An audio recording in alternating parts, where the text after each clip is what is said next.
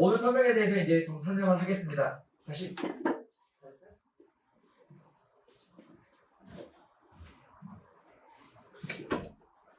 자,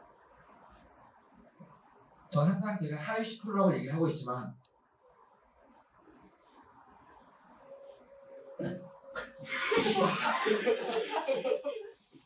그 억울하지 않아? 이거 억울하지 않아? 이제 됐다. 자, 저는 이런 사람입니다. 나름 공부를 조금 길게 했어요. 그러니까 뭐 하위 10%라고 얘기하지만 저는 이제 외대 영어과를 나왔고 대학원에서 석사를 했고 미국에서 살짝 공부했고요. 이런 사람이고요. 그렇죠. 나름 조금 자부심 있는 거는 그래도 이투스 전국 모의고사 출제도 했었어요. 우리도 출제도 했었던 실력이 약간 애매하지만 물론 저도 출제를 하고 나서 지금 이제 전국대학교 교수로 들어가 있는 제 친구한테 검수를 받았어. 저도 알려달라. 그래서 이제 이렇게 뭐 해봤던 여러 가지 해봤던 지금 이투스 가서는 많은 기회를 얻었고 좀 많이 가르칠 수 있는 기회가 있었던 그런 경험을 가지고 있습니다. 자, 그다음 이거는 그냥 웃자고 저희 아이들. 이거는 한 8개월, 7개월째 됐을 때 찍었던 사진이고요. 우리 딸, 우리 아들. 이걸 왜 찍었냐면요. 사실은 니들도 어렸을 때 이렇게 귀여웠을 거라고. 자, 그리고 얼마나 귀여우면 제가 막 사진 찍어서 막 보고 이러잖아. 오늘 우리 와이프가 이거 설명이긴 하지만 자, 밥을 먹고 이제 똥 사진을 보내줬어요. 너무 귀여운 거야. 자, 이런 귀여웠던 우리 아이들이 커서 지금 이제 대학에 입시를 바라보고 있다. 그래서 부모님의 눈으로 바라봤을 때 아직까지도 그래도 너희들은 귀여운 소중한 아이들이다. 그 아이들이 공부를 하고 있다라고 지금 준비하고 있으니까 너희들도 떨리겠지만 부모님도 떨릴 수 있겠다. 하지만 부모님은 사랑의 눈으로 니네들을 바라보고 있다라는 걸 좀 얘기하고 싶었어. 너무 귀엽지? 우리 딸, 우리 아들. 자, 그러면 이제 간단하게 수능을 좀 얘기해 드릴게요. 아주 간단하게. 2023학년도 수능은요, 실제로 좀 어려웠습니다. 설명회에서는요, 1등급이 좀 많이 나왔기 때문에 좀 작년보다 쉬워졌다라는 평이 있었는데, 저는 제가 문제를 똑같이 풀어보면서 느꼈던 거는 어렵다. 절대 쉽지 않다. 쉽다라는 거는 1등급의 비율이 좀 높아졌으니까 쉬웠다라고 얘기하지만 실제 지문의 난이도나 선택지의 지문을 봤을 때 상당히 어려웠습니다. 그리고 글을 읽는 것 자체도 좀 어려웠고요. 그리고 또 하나 1등급의 문제가 아니라 2등급의 비율이 줄어들었다. 이걸 아셔야 되는 게 1등급의 비율은 6%에서 막 7%까지 늘어났어. 5%, 6%가 올라갔는데 그러니까 1.6% 정도가 올라갔어요. 근데 2등급과의 비율을 따지면 오히려 1등급, 2등급의 비율이 2% 이상 줄어들었어요. 그러니까 이 말은 뭐냐면 절대평가잖아. 80점까지. 근데 1, 2등급을 받는 비율이 25%밖에 나오지 않았어요. 그럼 나머지 75%는 3, 4, 5등급인 거야. 그러니까 현재 아이들이 어떤 전략을 쓰냐면 영어는 기본적으로 2등급을 받고 탐구를 2등급을 받아서 수시를 쓸 때 최저를 맞추겠다. 이런 전략이에요. 근데 2등급을 맞추려면 실제로 하루에 한 90분 정도 꾸준히 공부를 해야 되는데 과연 그만큼의 양을 공부를 하고 있을까라고 했을 때 고3들은 공부를 그만큼 안 하고 있다는 거. 막연하게 80점 맞겠지 고2, 고1 난이도를 생각하고 편안하게 생각하고 있다가 마지막에 수능에서 3등급, 4등급 들은 경우가 너무나 비일비재했다. 그게 이번 수능에서도 너무 명확하게 드러났다. 그래서 등급을 한번 얘기를 하자면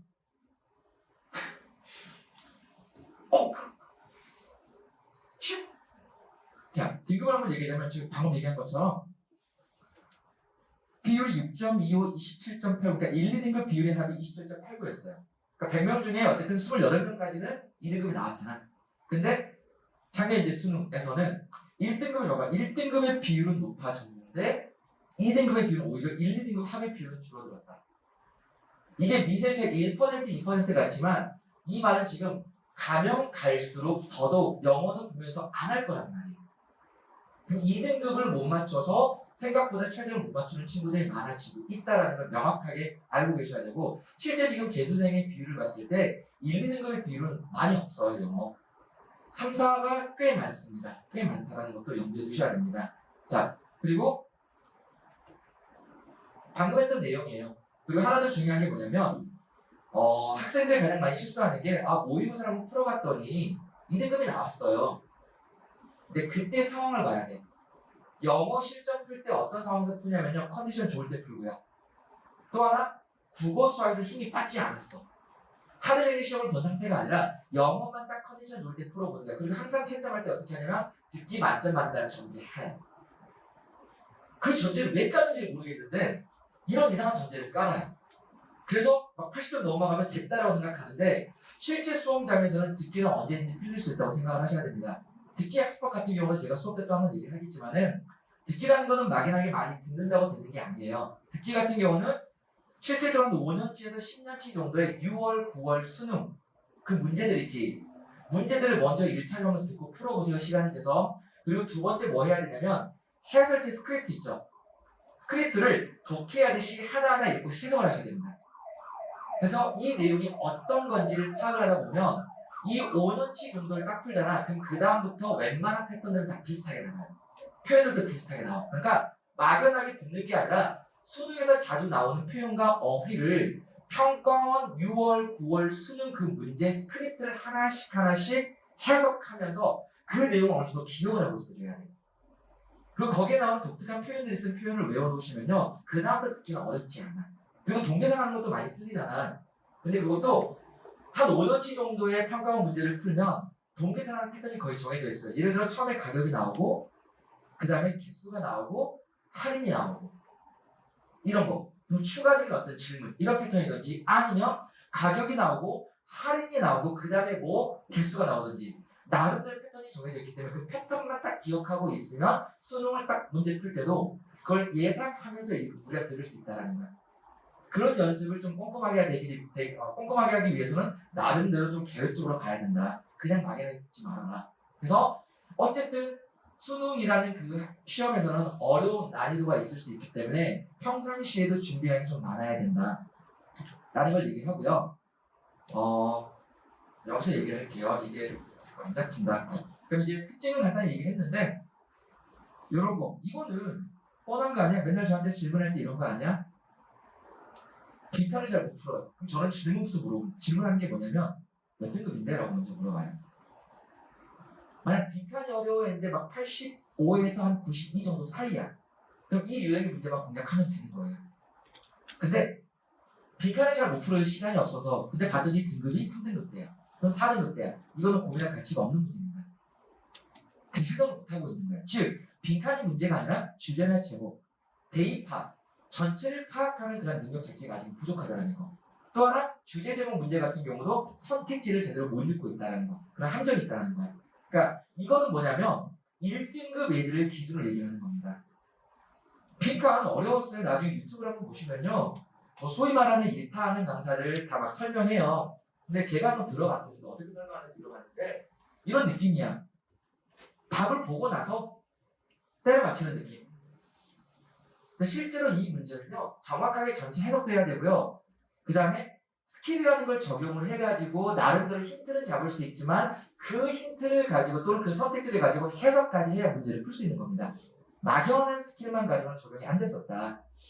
그런 문제를 몇 번 나오고요. 그 다음에 화질추론이라는 말 들어봤어? 어려운 건 없어요. 그냥 전체가 긍정인데 밑줄 친 단어 앞에 not이라는 부정어구를 써서 반대로 표현하는 거. 화질추론 이런 표현을 쓰시는 분도 있고 안 쓰시는 분도 있고 저는 조금 있어 보이게 하려고 쓰는 표현이야. 좀 있어 보려고 하는데 수능에서 이 화질추론이 엄청나게 잘 나와요. 그러니까 맨날 유형별 연습을 해라 그러면 혼자 막 풀잖아. 그럼 뭐가 나오는지 몰라. 근데 수업을 자꾸 들어라라고 얘기하는 이유는 뭐냐면 수능에서 자꾸 나왔던 패턴을 이렇게 적용해야 된다고 방법을 알려주는 거야. 그럼 어느 정도의 해석 능력과 문제를 보는 또는 문제에서 요구하는 특징들을 파악하면요. 실제로 정답률이 높아질 수밖에 없습니다. 그러니까 이거는 혼자서 파악하기가 너무 어렵다는 거야.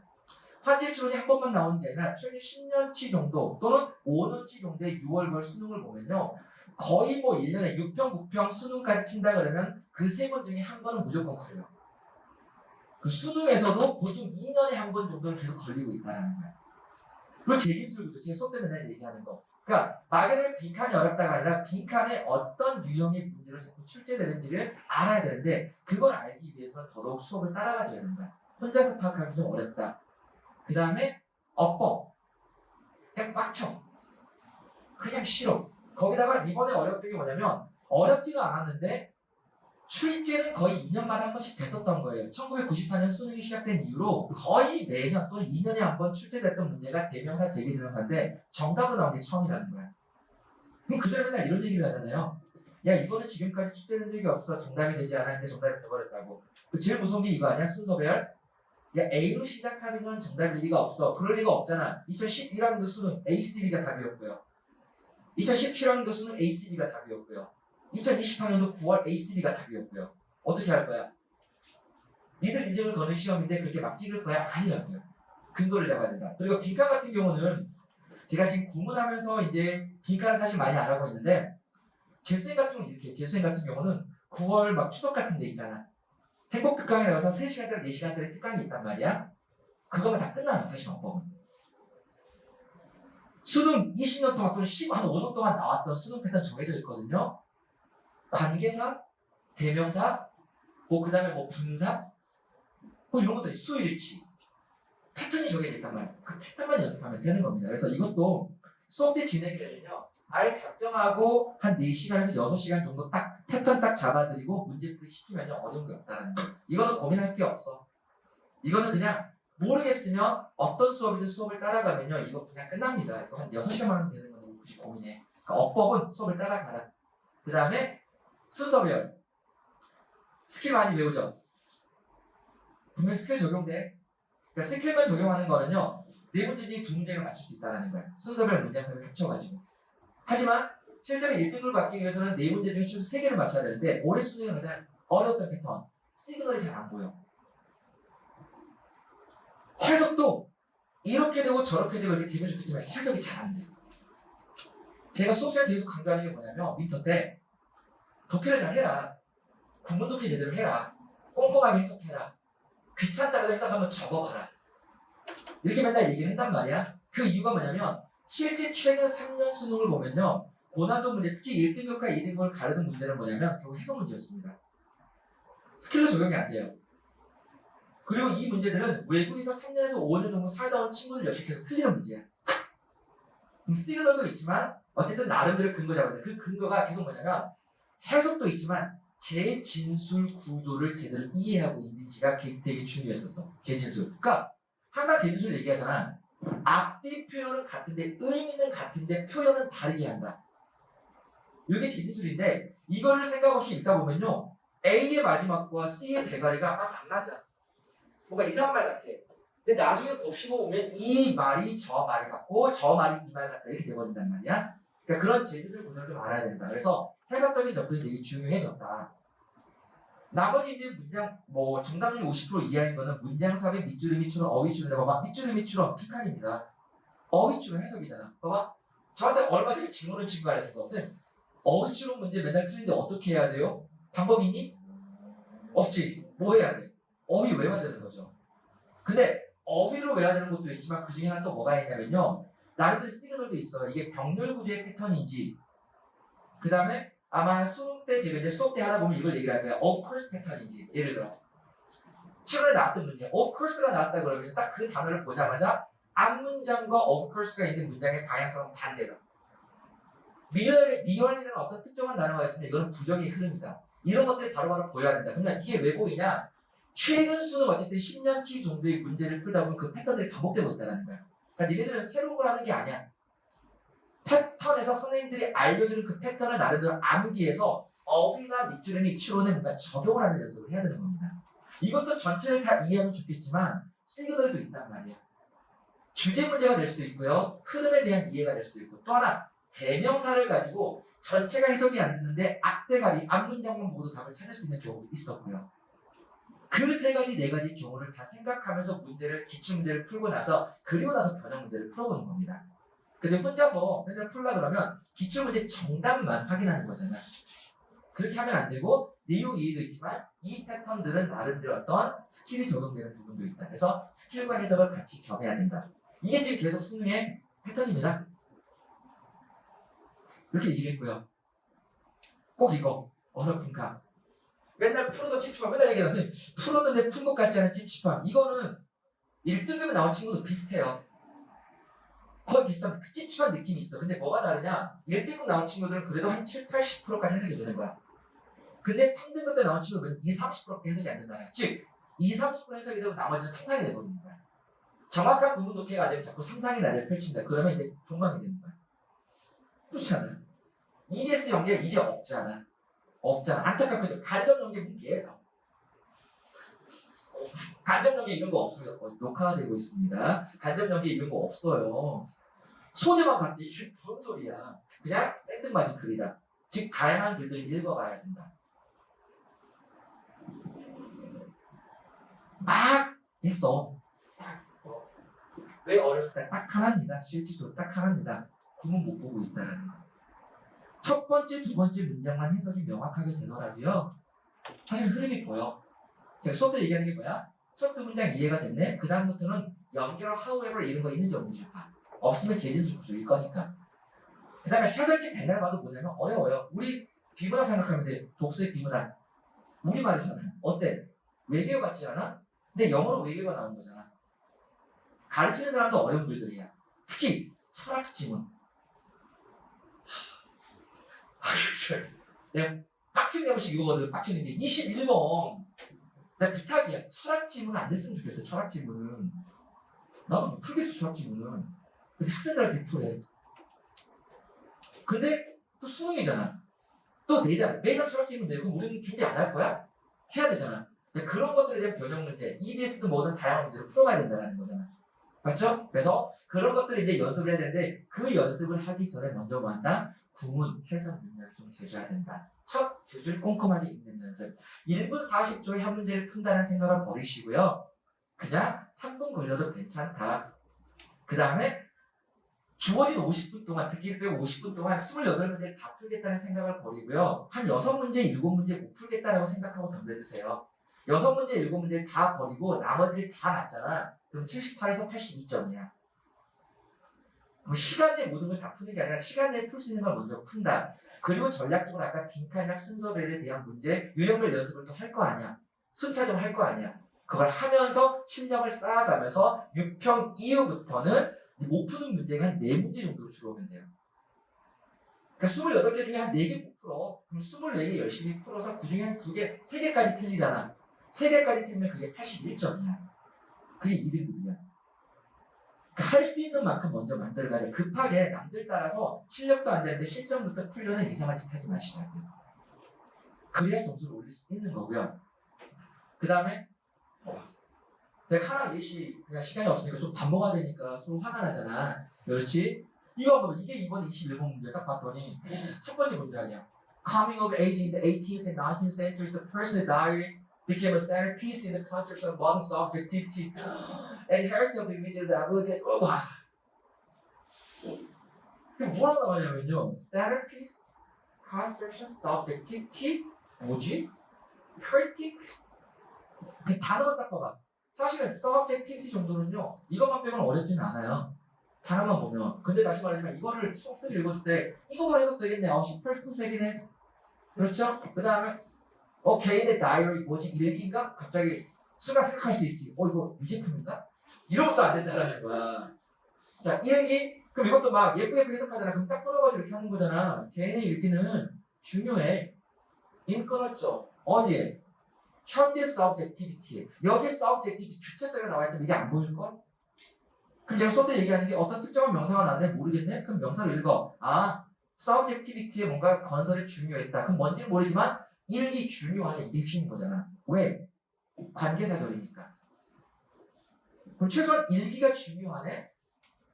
그 다음에 뭐 한다? 뭐 reasoning critic application 뭔가 적용하는 거네? 맞죠? 그 다음에 이건 뭐 하는 거야? 새로운 어떤 지식을 창조할 수 있게 허락하네? 오케이. 일기 중요하다. 뭔가 적용하는 거네? 뭔가 만들어낼 수 있네. 이 정도라도 이해를 해줘야 되는데 이걸 눈으로 보고 그냥 쓱 넘어가 버리면 이해가 안 된 상태에서 쓱 넘어가 버리면 이게 계속 헷갈린다고요. 근데 만약 이걸 천천히 읽어서 해석이 돼? 그럼 그 다음에 딱 읽을 때 봐봐. however 이런 거 있어? 없어? 없잖아. 그럼 딱 생각하겠지. 비슷한 말이겠다. 그리고 여기가 단어가 너무 어려워서 뭔지 모르겠어요. 뭔지 모르겠으면 어떻게 돼? 그냥 여기 내용인 거야. 이렇게 반복적으로 읽어야 되고 그냥 또 읽다 보면 이때 감정으로 튀어나오는 거고요. 구조를 모르면 이때 감정 이때 얘기하는 이때 이거잖아. 이때 이런 구조잖아. 그러니까 실질적으로 글을 볼 수 있는 능력을 키우려면 우선은 한 문장 한 문장 정확하게 해석하는 연습을 해줘야 된다. 이게 500에서 1000개 정도 구문 연습하세요. 제가 수시로 얘기하지만 당연히 뭐 단과 수업을 들어와도 괜찮지만 그게 여건이 안 되면 인강으로 들으라고 얘기하는 게 이런 부분이야. 그리고 지금 하는 것처럼 3월, 4월까지 시간 아까워하지 마시고 글을 쓰면서 연습을 하세요. 그리고 그 안에 있는 단어를 외우셔야 됩니다. 그래야 이 글이라는 게 이해가 되는 거야. 맞죠?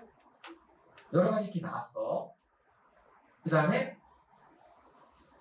간단히 얘기하면 절대평가 꼭 1등급 받아야 돼? 아닙니다. 2등급 받아도 괜찮아요. 특히 이과애들 2등급 받아도 서울대 가는데 지장 없잖아. 고대 가는데 지장 없잖아. 연대나 그 다음에 중앙대를 가기 때문에 조금 지장이 있을 수 있는데 연대 안 되면 고대 가면 되는 거죠. 김경일 10급 이상의 라인에서는요 2등급만 나도 저는 지장 없고요. 건동급 라인부터 가다 보면 3등급 나도 지장 없습니다. 물론 수학이나 국어를 잘 봐야 되겠지만 영어 2등급이 절대 나쁜 정도가 아니라는 거야. 근데 문제가 뭐냐? 꼭 1등급이 아니어도 되지만 이제 이런 목표. 최저. 탐구 자신 없잖아. 내가 영어 설명하지만 탐구 좀 하세요. 탐구 좀 진짜 탐구 6월부터 해야지. 그럼 저는 기다리고 있겠습니다. 내년에. 탐구하셔야 됩니다. 그리고 어쨌든 영어가 안 돼서 안 나오면 이제 이게 문제야. 응대치대 해야 돼, 약대. 이게 버거워져요. 굳이 스카이 안 가도 되지 라고 생각하는데 그 다음에 또 가끔 그러지. 영어 3등급 나와도 서울대 가던데 고대 가던데 아까 얘기했잖아. 이 조건은 뭐야? 국어 수학이 완벽하게 잘 나와야 돼. 근데 국어도 3, 수학도 3. 서로 이렇게 난감해져. 그러면 3, 3, 3, 3 오케이 웰컴 백 이렇게 되는 거야. 알았지? 그래서 최대 어쨌든 어떤 게 어떻게 잘 나올지 모르지만 수시 최대라는 것도 맞추려면 당연히 영어에 대한 등급이 높아지면 좋다. 훨씬 유리하다. 실질적인 사례가 되게 많아요. 질생들. 제가 5분만 뺏어 먹을게. 답시간인데 미안해. 제가 담임했던 아이 실제 사례야. 실제 이제 지금 오래되긴 했어요. 이나대가 최저 등급이 없었어. 논술에. 지금은 없어. 지금은. 근데 이나대가 몇 년 전만 해도 최저 등급이 한 과목 2였어. 한 과목 2만 맞추면 돼. 근데 우리 아이가 깔끔하게 국어 수학 죽을 썼어. 3, 4 정도가 떴고요. 아이가 최고였고. 우연이에요. 최고현이가. 그렇지. 그 친구는 인하대학교를 들어갔어. 인하대 숭실에 2개 들어갔어. 근데 국어랑 수학이 4, 5가 떴어. 탐구가 4, 3이 떴어. 끝났죠. 영어 1이 떴어. 1. 그래서 논술에 응시할 수 있는 자격이 된 거야. 인하대와 숭실대. 6개를 썼는데 유일하게 인하대와 숭실대. 왜? 숭실대는 2개가 6이었거든. 2개 논술 써서 2개 붙은 거야. 컨공으로. 그래서 얘는 인하대를 들어갔어. 점수는 못 갈 점수지만 최저라는 게 그렇게 중요하다고 했었다는 거예요. 그런 학교도 여러 개 있을 겁니다. 그래서 더더욱 영어에 대한 시간을 조금 더 투자해라. 절대 막연하게 조금만 하고 올라가게 제가 생각을 안 했으면 좋겠어. 이전에 공부했니? 거의 안 했을걸? 이전에 공부했던 거 생각하지 말고 기본적으로 하루에 60분에서 90분 또는 매일매일 못하겠다 그러면요. 이틀에 한 번 걸로 할 때 120분 정도를 잡으세요. 제가 60분 하는 것보다 차라리 이틀에 한 번 120분 하는 걸 추천하는 게 조금 고민을 하고 생각을 하면서 문제를 좀 풀어보고 공부하시라는 거야. 빨리빨리 하는 건 별로 중요하지 않습니다. 천천히 좀 꼼꼼하게 1월부터 5월, 6월까지는 그렇게 하셔도 괜찮습니다. 자, 뻔한 내용이고요. 한번 읽어봐도 괜찮아. 그 다음에 학습 방향 같은 말이죠. 이제 이건 뭐냐면 저희 단과를 홍보하는 거야. 약간 이제 약장수가 되는 느낌입니다. 자, 이거 녹화를 하고 있는데 이거 나중에 유튜브에 올라갈 수 있는데 뭐야 사기꾼이야 이렇게 할 수 있는데 맞습니다. 자 보자. 자, 신경을 키워라라고 얘기하는 게 사실은 얘네들 재수생이었으면 저는 보통 이제 기숙학원 기준을 얘기했을 때 4월까지는 구문을 합니다. 보통 저는. 다른 선생님들이 이제 당연히 실력이 있는 친구들이 있기 때문에 모의고사도 하고요. 실전을 하지 말라는 게 아니야. 실력이 되면 실전 모의고사 하고요. 유형별 모의고사 다 하면 좋습니다. 근데 저는 생각하는 게 뭐냐면 3등급, 4등급 때 애들이 가장 급한 거야. 1등급 때 애들이 영어 공부하겠니? 안 할걸? 2등급 때 만족하고 보통 안 해요. 보통 3등급, 4등급 때요. 그럼 그 친구들이 가장 중요한 게 뭐냐면 구문. 재수생이라 그러면 4월까지 하겠지만 우리는 고3이야. 시간이 별로 없어요. 그래서 1월, 2월 정도까지 이제 구문 수업에 집중을 하고요. 거기에 제가 이제 수업 때 나눠주고 있지만 이제 수능 기출 어휘, 이제 단과가 실행이 되고 그다음에 실질적으로 이제 2월에 넘어가면 지금은 프린트로 드리고 있지만 책자로 해가지고 좀 깔끔하게 정리해서 드릴 거야. 이제 이것도 왜냐면 프린트를 좀 자꾸 버려버리니까. 책자를 해서 드릴 거고요. 그 다음에 이거는 다른 거 하는 것보다 진짜로 수능에 나왔던 단어, 특히 12년치, 보통 이제 14년치까지 제가 준비를 해놨거든. 그 정도 어휘만 딱 외우면요, 진짜 모의고사 볼 때마다 이 어휘가 겹친다, 내가 봤던 어휘라고 느낄 겁니다. 분명히 효과를 보고요. 그 다음에 제가 아까 말했던 수능에 출제는 어법 패턴 4시간이면 끝 이렇게 했는데 4시간 동안 기본적인 설명을 하겠다는 거야. 거기에 대한 문제풀이도 한 4시간 더 있긴 해야 돼요. 근데 진짜 14년 동안 나왔던 어법 딱 10가지가 11가지 패턴이거든요. 그 중에 3가지는요, 그 다음 나온 적이 없어. 예를 들면 비교급 강조부사, 비교급 앞에 very 쓰니 안 쓰니? 안 쓰지. 이분을 쓰지. 이것도 수능에 나왔었다고. 2011년도 수능에 나와버렸다고, 이런 것도. 그럼 그 다음에 나오냐? 그 다음에 나오지 않아. 그러니까 잘 나온 것들 위주로 해가지고 딱 하면 4시간 정도면 끝납니다. 그러니까 이것도 제가 수업 때 다 처리할 거고요. 어쨌든 구문부터 간다. 그리고 나서 평가원 패턴인데, 평가 패턴을 할 때 이제 저는 어떻게 할 거냐면 독해 방정식에서 reading equation, 나름대로 제가 있어 보이려고 이름을 만들 거고요. 그래서 RQ야, RQ. 독해는 CQ, syntax equation, 다 equation 방정식이야. 이게 왜냐면 저는 나름대로 수능에도 공식이 있다고 믿는 입장이에요. 그 실제로 수능에 보시는 공식이 많이 적용돼요. 그게 스킬이라는 거야.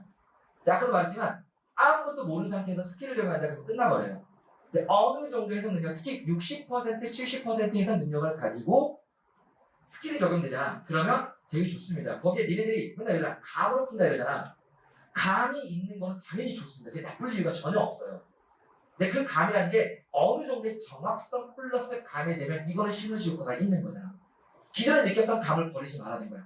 기존에 있던 감의 플러스 실력을 또는 독해 실력, 구문해석 능력을 키워보자 이겁니다. 그걸 기준으로 해서 이제 독해 방정식 시작되는데 처음부터 어려운 걸 하는 건 아니고요.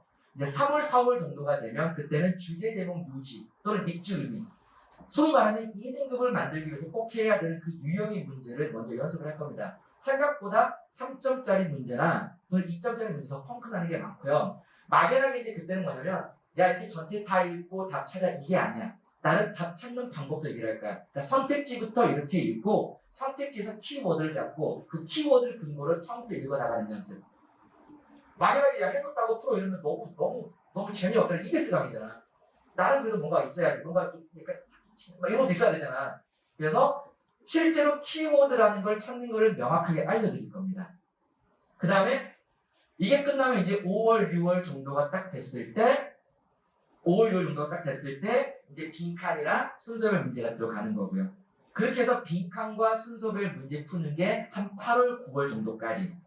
그리고 9월 정도가 됐을 때부터는 실전 모의고사로 진행이 되는 겁니다. 그래서 나름대로 제가 생각하기에 4에서 3 또는 3에서 2, 2에서 1로 가는 어떤 루트는 그대로 저는 가는 거고요. 굳이 급하게 돌아가진 않습니다. 빨리빨리 가지 않고요. 제 나름대로 제가 효과를 봤던 방식, 그동안도 많은 아이들을 가르쳐 봤겠잖아. 그 아이들을 가르쳤을 때 가장 효과가 많았던 게 뭐였냐면 구문을 먼저 익숙하게 만들고 어휘를 건드리는 거야. 그리고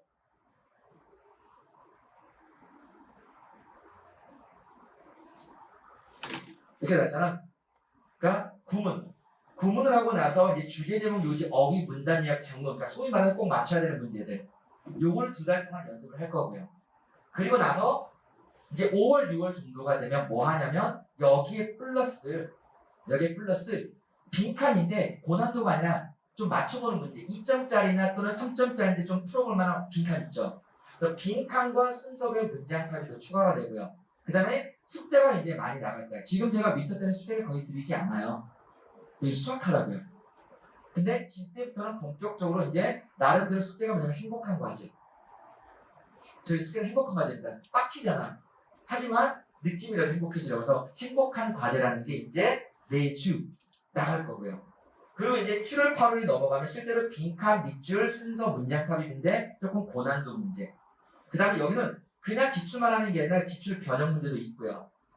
그 다음에 또 다른 문제, 소위 말하는 EBS에서 괜찮았던 문제들, 그동안 제가 또 작업해서 만들었던 문제들, 다양한 소리의 글들을 제공하기 시작합니다. 그 전까지는 조금 기출 문제, 평가원의 어떤 패턴을 따라가는 연습을 하는 거고, 이때부터는 이제 새로운 문제가 많이 공개가 되는 겁니다. 그래서 고난도 기출 문제 이제 풀이법. 근데 마지막 이제 9월부터 11월까지는 실전 체화를 해야 되는 거잖아. 이거는 맨날 이러잖아. 제가 만든 아주 퀄리티가 좋은 문제다. 저는 저를 믿지 않습니다. 그래서 저도 같이 작업한, 사실 이제 여러 명의 선생님이 계셔. 같이 작업하면서 그 선생님과 의논해서 만든 그 문제들을 가지고 그다음에 테스트를 보고요. 또 거기에 실전 테스트만 보면 조금 모호해질 수가 있어. 실력이 모호해질 수가 있어. 그래서 마지막에도 실전 모의고사도 하지만 기본적으로 뭐한다? 뭐 다양한 문제들을 주면서 이 문제에 대한 어떤 질의응답이나 또는 실전 문제 풀이하면서 그냥 잘했지가 아니라 어떤 유형별로 다시 한번 문제 푸는 방식을 다 점검하는 시간이에요. 실전 문제 풀이 중요한 거는 이번 주는 빈칸 좀 딱 뒤집어주고 다음 주는 예를 들어 뭐 순서별 문장까지 뒤집어줘야 니네들이 기존에 배웠던 것들을 적용하고 그 다음에 기억해낼 수가 있습니다. 마지막에는 실전과 그 다음에 기본을 다시 한번 다루는 시간이 될 겁니다. 이렇게 해서 수능을 딱 보면 그래도 2등급, 1등급이 나오지 않을까라고 그렇게 믿고 있고요. 시간은 생각보다 많지 않습니다. 그래서 2월 당장부터 시작해도 괜찮지만 그렇지 않으면 3월부터 시작해야 되는데 항상 단계는 있다. 절대 급하게 마음먹고 늦게 하다가 막 갑자기 6월부터 실전으로 넘어가는 그런 오류를 범하지 말아라. 공부는 지금부터 시작하셔야 됩니다. 그렇게 했을 때 그래도 6월까지 또는 9월까지 꾸준하게 2가 나왔다 그러면 수능에서 9월 이후부터는 영어에 투자를 조금 덜 해도 괜찮단 말이에요. 불안하긴 하지만 그렇게 해야 수학과 국어도 만들 수 있고 탐구도 만들 수 있다. 그래서 단계별로 하는 허리를 만들어 갈 거고요. 하나 더 말씀을 드리자면 저는 개인적으로 조교를 쓰지 않아요. 단과 수업을 할 때. 지금 써봤는데 못 믿겠어요. 잘. 서울대생도 써봤고 연대생도 써보고 그냥 소위 말하는 좀 꼼꼼하지만 대학은 좀 안 좋지만 꼼꼼하게 잘 관리하는 친구를 또 써봤는데 뭔지 모르게 제 마음에 들지는 않아요. 그래서 저는 어떻게 할 거냐면 수업은 화요일날 보통 저는 개설이 돼요. 화요일날 개설이 되고 그 다음에 어차피 인원이 많지 않을 것 같아. 보통 그렇단 말이야. 그러면 이제 제가 부천에서 했던 것처럼 할까요? 뭐냐면 화요일날은 수업만 끝나고 넘어가고 얘들이 관리가 안 돼요. 그렇잖아? 그래서 보통 저는 토요일날 따로 질의응답 시간을 잡아드릴 거예요. 질의응답을 잡는다는 게 뭐냐면요. 토요일날 다른 학원 가서 못 온다 그러면 다른 요일을 잡겠지만은 아예 지정을 할 거야. 너는 이 시간. 그러니까 니네들 스케줄을 보고 나서 다른 수업 있을 수 있지. 이 시간에 너는 그냥 질문 있든 어떤 나를 방문하는 거야. 그렇게 해야 제가 니네들 복습을 했는지 단어를 외우는지 확인할 수가 있어요. 1대1로 제가 체크를 하겠다는 거예요. 그래서 니네들 질문 안 하면 기다리는 게 아니라 저는 그냥 아예 처음에 딱 들어왔을 때 토요일, 일요일 같은 때 또는 평일날 같은 때 올 수 있잖아. 그러면 그 시간을 미리 정해서 그 시간에는 그러니까 10분이 아니야. 한 30분씩 잡겠다는 거야. 그렇게 잡아서 필요한 것들 설명하고 안내하고 그 다음에 단어 테스트는 모두 다 점검을 하겠다. 그렇게 관리했을 때 나름대로 괜찮았다. 그래서 아마 단과생이 얼마나 들지는 모르겠지만 보통 10명이 넘어가고 그러면 저는 아마 컷을 칠 것 같아. 당연히 많이 들면 돈을 많이 벌다 좋잖아. 근데 굳이 많이 하지 않고 딱 제가 관리할 수 있는 정도까지만. 12명까지 그때 관리했더니 편하게 했는데 12명이 넘어가서 그렇게 했더니 인원이 좀 늘어나서 막 40명 갔더니 관리를 못하겠어. 그래서 한 딱 그 정도면 만족하고 커트하고 딱 케어만 할 것 같아요. 그래서 필요한 것들은 그때그때 제가 또 안내를 하겠습니다. 어쨌든 좋은 강의가 많이 있고요. 좋은 선생님이 많이 계십니다. 그 중에 제 수업이 가장 좋다고 말씀드리지만 어쨌든 여러분의 1등급과 2등급을 안내하도록 열심히 준비를 하겠습니다. 공부할 거야? 공부할 거지? 그렇지. 밥 맛있게 먹고요. 공부 열심히 해서 내년에 2번 다시 보는 일이 없도록 그렇게 서로의 갈 길을 갑시다. 알겠지? 자, 들어주느라 고생하셨습니다. 설명을 여기까지 마치겠습니다. 고생하셨습니다.